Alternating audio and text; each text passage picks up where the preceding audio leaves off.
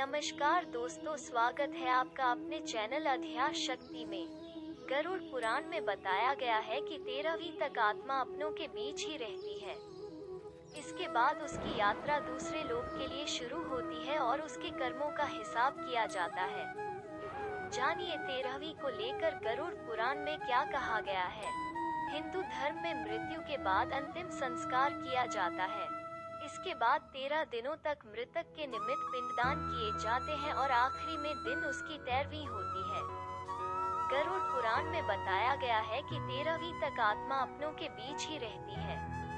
इसके बाद उसकी यात्रा दूसरे लोक के लिए शुरू होती है और उसके कर्मों का हिसाब किया जाता है।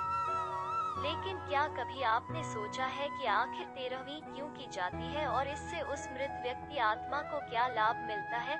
अगर आपको इसकी जानकारी नहीं है तो यहाँ जानिए इस बारे में गरुड़ पुराण में क्या बताया गया है।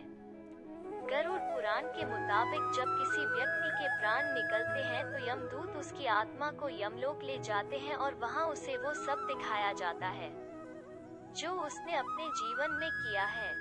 इस दौरान करीब 24 घंटे तक आत्मा यमलोक में ही रहती है। इसके बाद यमदूत उसे उसके परिजनों के बीच छोड़ जाते हैं।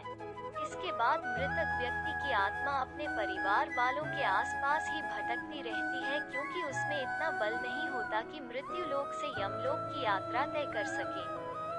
इस बीच परिजन मृतक की आत्मा के लिए नियमित रूप से पिंडदान करते हैं।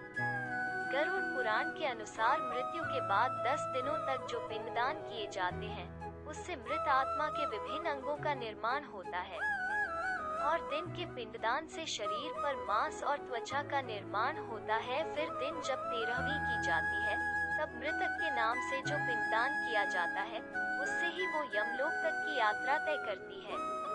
पिंडदान से आत्मा को बल मिलता है और वो अपने पैरों पर चलकर मृत्युलोक से यमलोक तक की यात्रा संपन्न करती है।